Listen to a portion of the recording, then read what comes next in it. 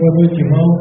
Mais uma quarta-feira e nós estamos aqui na casa do Senhor, já oramos, cantamos, louvamos e agora é hora de adorar a Deus, louvar a Deus com a audição da sua palavra e com a prontidão, a disposição de obedecer a palavra. Misael pediu que eu voltasse a pregar nos Salmos. Eu vou procurar onde foi exatamente a última mensagem que eu dei nos sábados, mas hoje eu quero falar sobre a necessidade universal de um binômio, que muitos têm como contrários, mas não, eles se completam. O binômio, quando se fala de binômio, nome, são dois nomes, graça e lei. A necessidade não só a necessidade, mas a universalidade dessa necessidade, ou seja, seria a necessidade universal da graça e da lei, porque a própria lei é graça de Deus, nós vamos entender isso. Alguns pegaram e não conseguiram harmonizar direito esse binômio, graça e lei. É como se depois que alguém se converte, que é salvo exclusivamente pela graça de Deus, a lei não tem mais lugar na vida dele. Nós vamos ver que isso não é verdade. A lei é absolutamente necessária para que alguém conheça o pecado. O que é o contrário da lei? É o pecado. A lei é absolutamente necessária para que alguém seja santo. A lei é absolutamente necessária para que alguém seja bem-sucedido, tenha sucesso. Todo fracasso vem de transgressão da lei. Toda vida perturbada, amargurada, infeliz, vem da transgressão da lei. Nós vivemos numa época, na verdade, depois da queda, o homem ficou averso, ficou contrário a regras, a ordem. Cada um quer fazer o que dá na telha, quer fazer sua vontade indiscriminadamente, quando quiser, do jeito que quiser, com quem quiser. Porém, Deus é um Deus de ordem e de decência. Nós vamos começar hoje, já vamos ver mais na frente, quando estivermos de Romanos, vamos tratar da lei em relação à justificação pela fé. Mas aqui eu quero ver essa necessidade das pessoas conhecerem a lei de Deus. É por não conhecerem a lei de Deus que elas erram, que elas fazem besteira, que elas estragam suas vidas e muitas vezes de forma irremediável. Então, o primeiro texto que eu escolhi está em Salmos 19:7 e lá diz: a lei do Senhor é perfeita e refrigera a alma. O testemunho do Senhor é fiel e dá sabedoria aos simples. Ou seja, quem não conhece a Bíblia é o simples, é o tolo. Até aqueles que têm grande conhecimento nas artes materialistas, nas artes seculares, até os grandes cientistas, grandes pedagogos, grandes físicos, biólogos, matemáticos, ao desconhecer a lei de Deus, são bobos, são tolos, e a maioria é perito nessas áreas, mas a vida é um desastre. A quantidade de médicos que tem até sucesso, consegue ser bem sucedido como médico. Ontem o médico que atendeu Carmita, depois que ela caiu, era um médico bem novinho. E eu imaginei o Miguel na idade dele, muito parecido. Eu imagino que o Miguel vai ser parecido com ele. Mas aquele rapazinho, ele pode ter muito sucesso como médico, porém ele ser um desastre na vida. E aquele que não segue a lei do Senhor, não importa o título que ele tenha, se ele é doutor em filosofia, em linguística, em artes, aqui diz que é a lei do Senhor que dá sabedoria. Por isso que diz que ela é perfeita, ela é que refrigera a alma. Ela faz com que a alma tenha paz, tenha tranquilidade, tenha descanso. Aí você me pergunta o que é a lei. Quando você está tratando de lei, alguns fazem uma divisão. No Velho Testamento era lei, no Novo Testamento é só graça. Isso é um engano terrível. Lei é ordem, é regra. E Deus criou tudo com lei, com ordem. Todo o universo está baseado em leis. Toda a natureza, os que se chamam, os ateus chamam de leis da natureza, na verdade são leis físicas e químicas e eletromagnéticas, leis que Deus determinou e por incrível que pareça, essas coisas físicas, os vegetais, os animais, essas leis químicas, físicas e cósmicas, elas obedecem a Deus. Porém, o ser humano é desobediente, o ser humano gosta de contrariar a ordem de Deus. Alguns acham que a lei começa quando Deus entregou aquelas 2 tábuas da lei a Moisés. Não começou lá. Porém, a partir lá de Moisés, a humanidade tem uma constituição, tem um estatuto, tem a Torá. Em hebraico é a direção. Por que as pessoas vivem que nem birutas, sem direção, sem saber para onde vão, se fica, se vão, se sobe, se desce, se senta, se fica em pé, se vive, se morre, se mata, se deixa viver? Porque lhes falta a direção. E onde é que eu vou encontrar essa direção? Alguns procuram nos mortos, nos fantasmas, nos espíritos desencarnados. A Bíblia diz: não consulte os mortos, não busque a direção dos mortos. A minha direção não é através dos mortos. Outros procuram a direção em santos que morreram. A Bíblia não manda buscar a direção em defuntos, aqueles santos da Igreja Católica, que o pecado terrível de idolatria. A Bíblia não manda consultar nem eles, nem Maria. Hoje eu estava vendo um site católico romano, onde eles explicavam a base para Maria ter subido aos céus sem passar pela morte. Nesse site tem muita coisa interessante, são homens inteligentes, brilhantes. Mas quando chega nessa hora, o camarada se enrola todo. Ele vai dizer que Maria foi assunta ao céu baseado naquele texto em que as 2 Marias, que nenhuma é a mãe de Jesus, aliás, a Maria e a Marta, irmã de Lázaro, uma fica trabalhando e outra fica aos pés de Jesus. Então, baseado naquele texto, é um estudo completamente da semântica, da hermenêutica, da exegese daquele texto. Ali nada remete a Maria, nem ninguém subiu ao céu. Ele diz: olha que maravilha, não está presente aqui que Maria subiu ao céu, quando Maria fica aos pés de Jesus. Ou seja, não leva em conta o que o texto diz o que quer dizer sobre o texto. Não leva em conta o que a própria lei diz. Nada acrescente, nada tire do que Deus instruiu. E o Evangelho é a instrução de Deus. Então, Torá é a lei de Deus que se refere, em vários sentidos, várias aplicações. Pode se referir apenas aos 10 mandamentos, pode se referir a toda a lei, ao Pentateuco. Geralmente, os judeus dividem os livros da Bíblia chamando os primeiros 5 livros da lei de a Torá, a direção, a lei do Senhor. Aqui onde está a Torá do Senhor é perfeita, ela é perfeita, e é ela que pode nos tornar perfeitos. Alguém diz: mas Cristo, quando morreu na cruz, que pagou nossos pecados, ele não acabou a lei?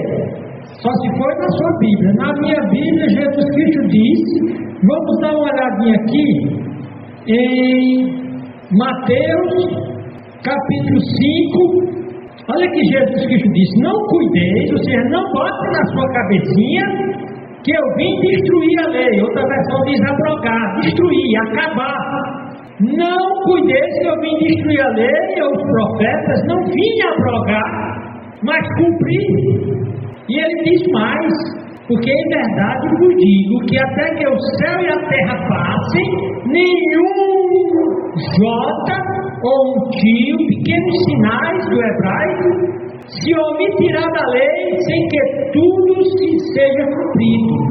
E diz: qualquer coisa que violar um desses mais pequenos mandamentos, e assim os ensinar aos homens, será chamado menor no reino dos céus. Aquele, porém, que os cumprir e ensinar, será chamado grande no reino dos céus. E ele ainda diz mais: se a vossa justiça não exceder, não ultrapassar, não for maior do que a justiça dos escribas e fariseus, de modo nenhum entrareis no reino dos céus.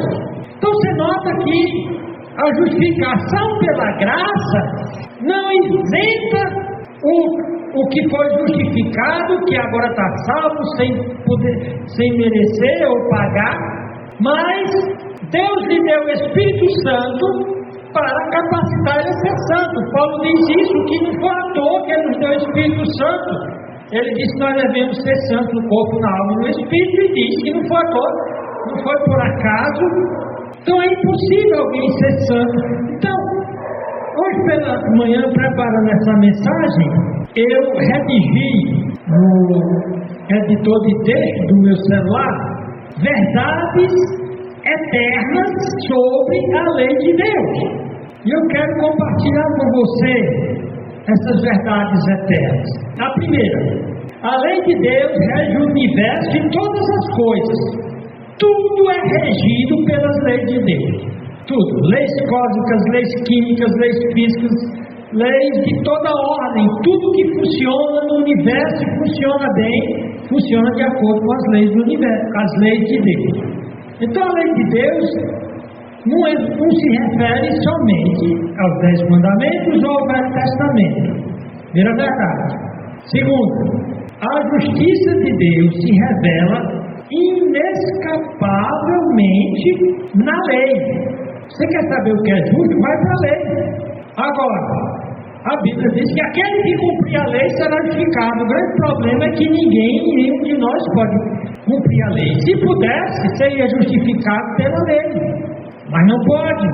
Ou é justificado pela lei, ou, já que não pode cumpri-la perfeitamente, é justificado pela graça soberana através do sacrifício expiatório, que expia, que tira a culpa, e propiciatório, que torna Deus propício, expia pelo sangue, e torna Deus propício, porque Deus aceita essa obra, tipo aquele sangue que era colocado no propiciatório, executado por Cristo uma vez por todas e com efeitos eternos lá na cruz do Calvário. Então, a lei, na cabeça de alguns, é uma coisa ruim. Em Romanos nós vamos ver que Paulo diz que a lei é boa,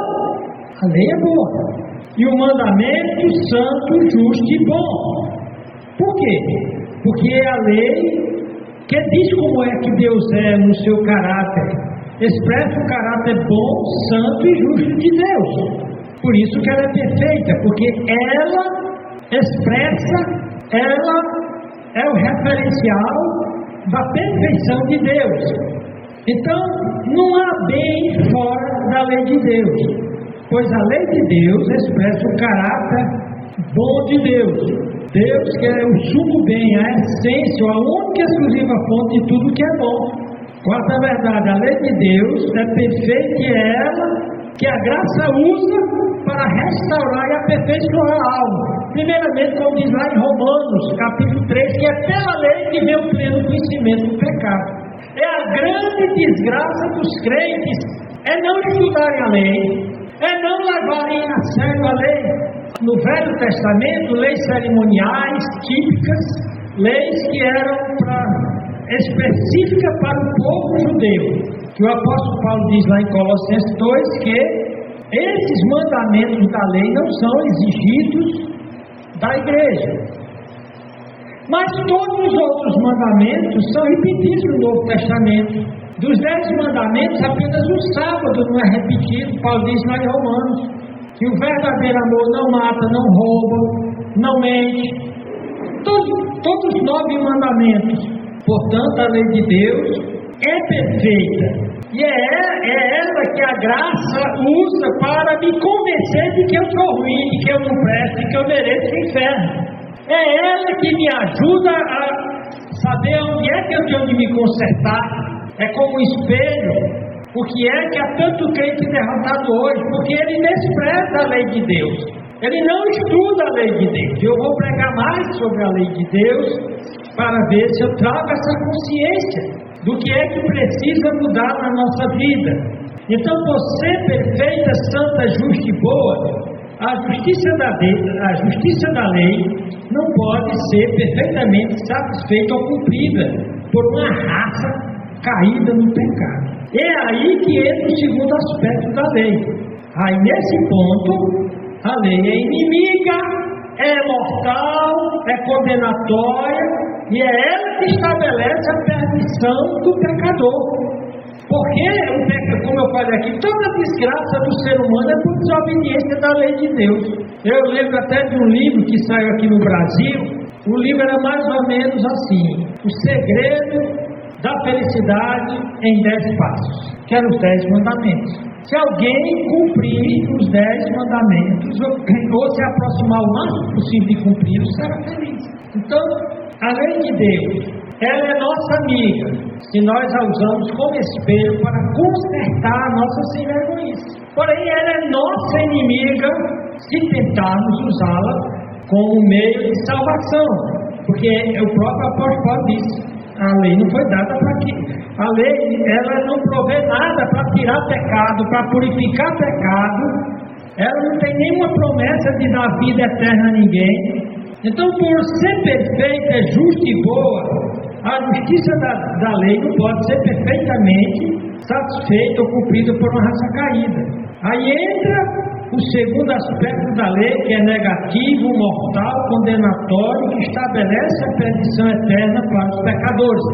E, curiosamente, todas as religiões não bíblicas, inclusive muitas das religiões que se dizem cristãs, mas não são bíblicas, elas se tornam seitas e condenadas ao inferno, e condenam seus prosélitos, seus seguidores ao inferno, por criar legalisticamente meios do homem ser salvo por mérito, por tentar cumprir a lei.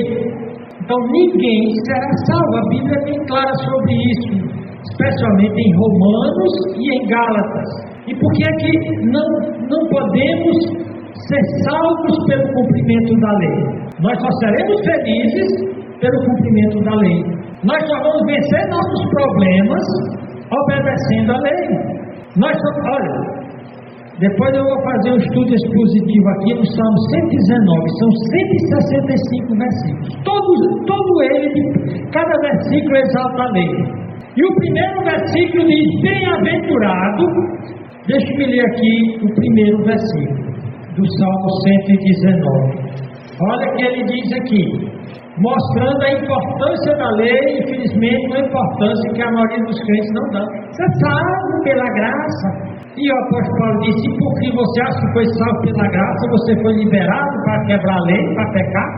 Olha o que o salmista aqui diz: bem-aventurados, felizes, bem-sucedidos, os caras que dão certo, os caras que chegam lá. Quem são esses? Os que trilham nos caminhos retos e andam na lei do Senhor. Lembra? Torá, a direção, andam. O que é andar na lei? É andar na direção que Deus apontou. Repetindo: bem-aventurados os que trilham caminhos retos. E como é que eu vou trilhar um caminho reto? Ele diz: andando na lei do Senhor, andando na Torá, andando na instrução ou na direção Então a lei é esse conjunto integrado, harmônico e interdependente. Um mandamento depende do outro, cada mandamento em princípio está ligado e depende do outro, como uma engrenagem, uma sofisticada máquina, tipo uma máquina de relógio, cada engrenagemzinha, uma fazendo a outra funcionar. Se uma quebrar, todas as outras emperram. Por isso que Tiago diz que quem tenta cumprir a lei cai num só ponto, num só mandamento, ele é culpado de todo, ele violenta todos os mandamentos. O equilíbrio de existência do universo e de todas as coisas finitas depende do cumprimento inexorável da justiça perfeita dessa lei. Se a justiça de Deus não for cumprida inexoravelmente, inevitavelmente, todo o universo será ameaçado de ser progressivamente consumido e destruído pelo mal. Isso é certo, é verdade. A oitava, Deus é santo, e é santo porque sua lei é santa, que é a lei de Deus, não é a lei do homem. Portanto, a lei de Deus, e ela é santa e Deus é santo, portanto a lei de Deus representa Deus. Não tem como alguém dizer que segue a Deus e não segue a instrução dele. A justiça da lei é Deus e Deus é a justiça da lei. Deixar de cumprir a justiça da lei seria Deus negar-se a si mesmo. Por isso que alguém não pode ser salvo sem ser pela justiça que Deus determinar. Por isso que ninguém pode ser salvo sem ser pelo cumprimento total e perfeito da lei. Por isso que Cristo teve de encarnar, se tornar nosso Cordeiro vicário, nos substituir para pagar o nosso pecado.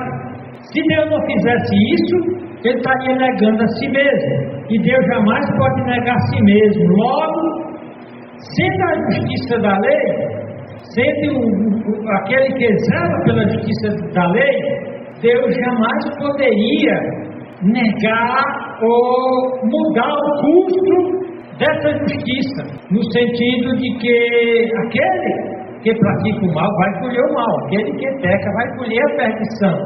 A justiça da lei é tudo que Deus, em sua perfeita consciência, onisciência e conhecimento de todas as coisas, no passado, presente e futuro, estabelece que é justo.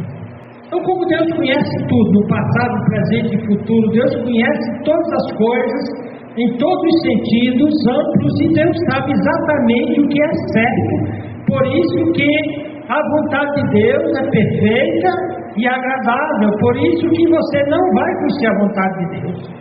Você não vai se dar bem na vida fora da vontade de Deus. E a vontade de Deus onde é que está? Está na lei dele. E o que é a lei dele é qualquer instrução que ele dá. Quando ele diz faça, faça. Quando ele diz não faça, não faça. Mesmo que não entendamos a justiça eterna de Deus, ela jamais deixará de ser a justiça eterna, por causa da nossa ignorância. Nós não conhecemos todos os elementos cósmicos e espirituais envolvidos na lei, mas Deus sabe. Portanto, a condenação para todos que querem apenas um mandamento da lei de Deus é o inferno, ou a perdição eterna no lago de fogo, trevas e horror eterno. Só um mandamento. Adão, lá no jardim do Éden, um personagem histórico, juntamente com a sua mulher, sua esposa, comeram daquele fruto que Deus disse que culminaria na sua morte. Por um só pecado. A condenação para todos que querem apenas um mandamento da lei de Deus é o inferno, a perdição eterna no lago de fogo, trevas e o eterno. Porém, questionam os ateus, que dizem não crer em Deus, e os hereges, aqueles que querem contradizer o que Deus diz. O que é que dizem os ateus e os hereges? Eles dizem: onde é que está o amor e a justiça de Deus condenando alguém eternamente ao inferno? Onde é que está a justiça de Deus? Resposta: a Bíblia é a expressão máxima e absoluta da verdade e da justiça de Deus. O que a Bíblia diz foi, é e sempre será verdade, mesmo que não compreendamos essa verdade. A Bíblia diz que Deus vai colocar uma grande multidão no inferno.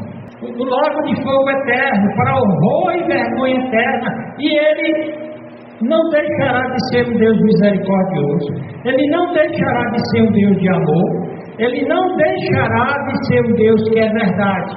É exatamente porque Ele é amor, é exatamente porque Ele é misericordioso, que Ele não vai permitir que pessoas contaminadas pelo pecado entrem no céu. Como Deus as criou com eternidade para o futuro, então elas serão exemplo por toda a eternidade do que é rejeitar a instrução de Deus. O Evangelho, num certo aspecto, é lei, é a instrução de Deus. Como é que uma pessoa pode ser salva? Somente por arrependimento de pecado e crença na total suficiência da obra de Cristo na cruz, sem nenhum contributo ou concorrência de pagamento ou merecimento da parte do pecador. Então, se a Bíblia diz que a violação de um único mandamento da lei condenou toda a raça humana à perdição eterna, essa é uma verdade eterna e absoluta, e que ninguém poderá desfazê-la, embora proteste. Ainda, os ateus e hereges objetam, ou não gostam disso, são contra e dizem: onde é que está o atributo da misericórdia de Deus e da sua bondade na condenação do inferno de toda a raça humana a partir de um só pecado de Adão e Eva, e depois da mesma condenação por representação e por um pecado apenas na prática pecaminosa de cada criatura? Onde é que está?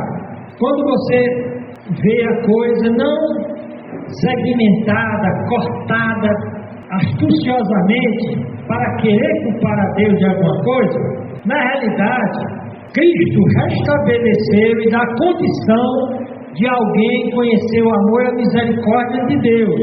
Os que vão para o inferno rejeitam esse amor e essa misericórdia. A justiça da lei foi restabelecida por um único ato bom. Veja, a perdição foi estabelecida por um único pecado. E também por um único ato bom, soberano, gracioso, vicário, expiatório e propiciatório, realizado por Deus na obra ímpar de Cristo na cruz do Calvário, o homem pode ser salvo. Tocando isso a miúdo. Em Adão, o homem herda o inferno, herda a condenação, herda a morte, herda a condenação ao inferno. Por um só ato. Em Cristo, por um só ato que Ele realizou na cruz, o pecador terá todos os seus pecados apagados e lançado na sua conta a justiça de Cristo. Será tirado todo o seu débito, a sua dívida eterna, e será colocado na sua conta crédito eterno. Aí você vê que Deus deu a oportunidade de revelar sua justiça, seu amor e misericórdia através de um ato de Cristo na cruz. Mas se esse ato for rejeitado, então você vai ficar com o único ato de Adão lá no Jardim do Éden, para trazer a perdição para toda a raça humana. Então, assim como por um só ato do pecado toda a raça humana é condenada ao inferno, isso está lá em Romanos, assim por um só ato de justiça por Cristo, cada elemento da raça humana que vier se arrepender e crer na obra de Cristo é salvo da condenação eterna. Portanto, na sabedoria divina e em grande medida incompreendida por nós, essa sabedoria divina na morte de Cristo, a justiça cósmica de Deus é satisfeita, o mal é completamente vencido e sua radicação completa é tornada possível. Vai chegar um momento em que todos os maus ficarão completamente impotentes no inferno. O próprio diabo será um ser sem força nenhuma no inferno. Algumas pessoas imaginam, e muitos pintores fizeram, especialmente na Idade Média, um monte de demônios cutucando as almas no inferno. Olha, não precisa disso não. Não há terror maior do que escuridão absoluta, solidão absoluta. Cada pessoa no inferno será absolutamente só. E lá não tem cântico, lá não tem cores, lá não tem cheiro, lá tem uivos de dor, gritos de ira e de frustração, amargura eterna. não precisa de nenhum demônio cutucando ninguém com tridente lá não. A solidão lá do inferno será terrível, eterna. Porque essas pessoas viveram só para si, só pensaram em si, foi-lhes dada a oportunidade de salvação, e Deus vai trabalhar com a luz que cada um recebeu. Não sabemos como funciona esse mistério, sabemos que somente por Cristo alguém pode ser salvo. Por isso, sem arrependimento de pecados e fé em Cristo, a única justiça que sobra é a condenação eterna no inferno, para exemplo eterno de todas as criaturas do universo, de que a justiça não pode ser violada impunemente. A justiça, se fosse violada, ela iria ameaçar a segurança de todo o universo. Deus não é que nem um homem, não. Você nota que no mundo, os homens odeiam a lei. Depois da chamada era pós-moderna, cada ser humano é lei para si mesmo. As leis judiciárias são perversas. Foi abolido o justnaturalismo. Direitos naturais, por exemplo, o direito de um ser humano nascer. Então as leis, quando dão direito ao aborto, estão violando o direito da vida de um pequenino. Isso porque quando eles viraram as costas para a lei de Deus, eles criaram uma teoria maligna, uma falsa ciência chamada teoria da evolução, que o homem surgiu da matéria e que existe, a única lei que existe é uma lei que está fazendo as coisas irem sempre melhorando. Darwin disse que era por uma seleção natural. Os seres mais fortes sobreviviam destruindo os mais fracos, e o Nietzsche diz que essa evolução levaria o homem a se tornar um super-homem. Só que, como é que ele sabe? Que esse homem que antes foi uma ameba e que foi evoluindo e se transformou num símio ou um parente do macaco e foi evoluindo, chegou a ter a aparência de hoje. Como é que eles garantem o que vai ser evolução daqui a 1000 anos ou 10.000 anos?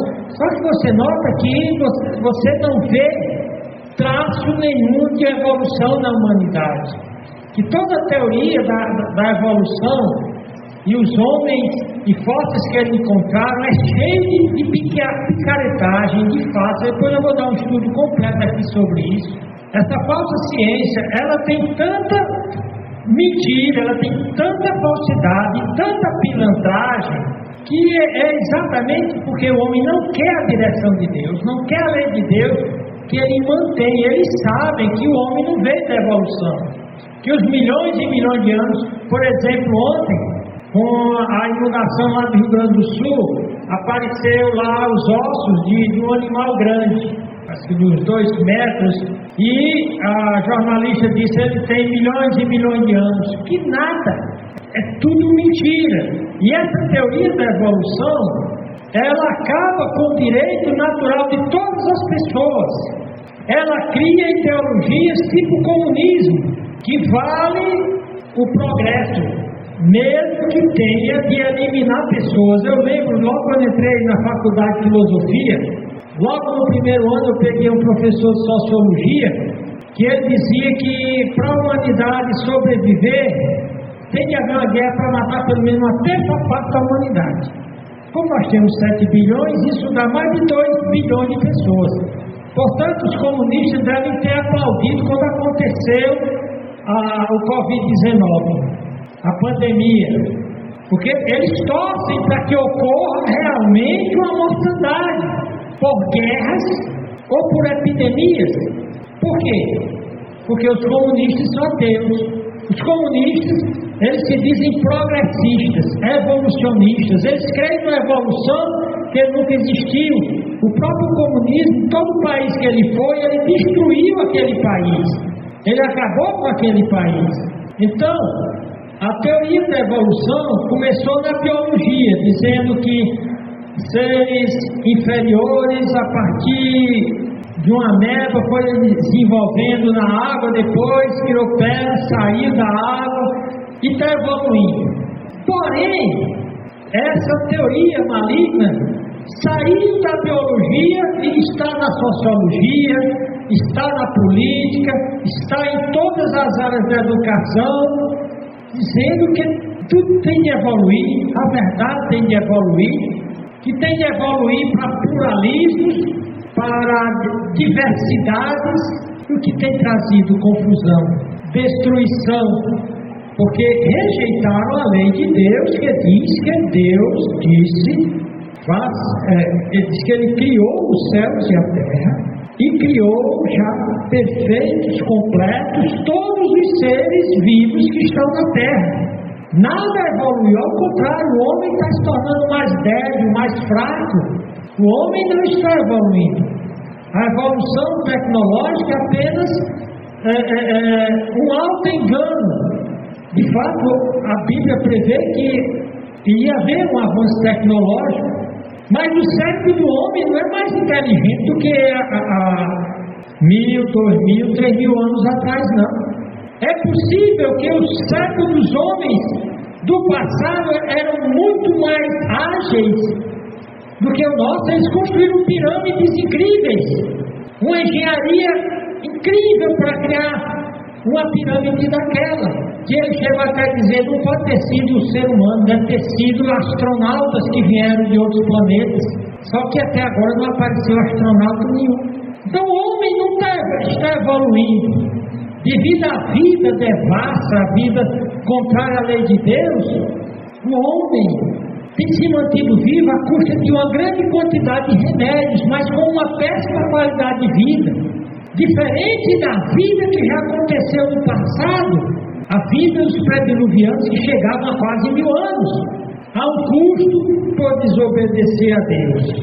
Então, a importância absoluta da lei de Deus para uma vida bem-sucedida, que foi que nós aprendemos até agora. Voltando à questão da salvação da alma. O herege diz que o cumprimento da lei pelo homem pode ser usado para merecer ou pagar sua salvação. Verdade ou mentira? Mentira. O propósito da lei era conceder salvação, mas não era conceder salvação, mas para mostrar que o homem era incapaz de salvar-se a si mesmo pela justiça da lei. O herege também diz que se somos salvos sem ser pelo cumprimento da lei, aí o outro lado, tem o herege que é legalista, acha que vai cumprir alguns mandamentos e será salvo. Aí o outro lado é o antinomista, anti, contra, nomos, lei, a graça isenta da lei. Então o herege também diz que se somos salvos sem ser pelo cumprimento da lei, então não estamos debaixo da obediência de nenhuma lei. Isso é verdade? Mentira. Paulo diz que de modo nenhum. Todo crente está debaixo da lei de Cristo. E a lei de Cristo é a mesma lei de Deus. Aquela mesma Hatorá, aquela mesma direção que faz com que o homem seja perfeito e sua alma seja restaurada. Aquela lei que é justa, santa e boa. Aquela lei que Deus disse, se vocês não obedecerem, vocês perderão a terra prometida e vão terminar na desgraça do cativeiro. Então a lei de Cristo é a mesma lei de Deus. Eu não vim acabar com a lei. Eu não vim dar outra ordem, outra direção para a vida de vocês. A direção é a mesma, não mata, não rouba, não mente, não engana, não cobiça o que é dos outros, honra pai e mãe, não faz imagem de escultura. Então o herege diz que mesmo que a justiça da lei vivida pelo homem não pode garantir a salvação da alma, então ele pode usar o crédito daqueles santos, né, que viveram tão bem, que conquistaram mérito suficiente para salvar a si e ainda, por intercessão, passar o seu crédito para outras pessoas. Isso ocorre na Igreja Católica. Esses santos que as pessoas intercedem, eles não só conquistaram a sua salvação por boas obras. Por exemplo, Santo Antônio diz que foi um grande homem de uma moral cristã ilibada, que ele não só conseguiu a salvação dele, mas crédito extra para que alguém consulte a ele e seja salvo. Isso é verdade e mentira. Nenhuma criatura caída do universo, seja anjo, seja homem, antes ou depois, né, da graça, tem qualquer capacidade de conseguir mérito próprio para a salvação, e muito menos para dar para os outros. Portanto, a intercessão de qualquer criatura, seja caída ou não, é uma blasfêmia contra o único meio de justificação do homem, a fé na obra de Cristo na cruz do Calvário. O herege está em todas as religiões que ensinam quaisquer meio do homem pagar ou merecer sua salvação. Na realidade, foi estabelecido aqui nessa introdução que nós precisamos da lei, antes e depois. A Bíblia diz que depois que uma pessoa é crente, na nova aliança, a lei de Deus é escrita no seu coração.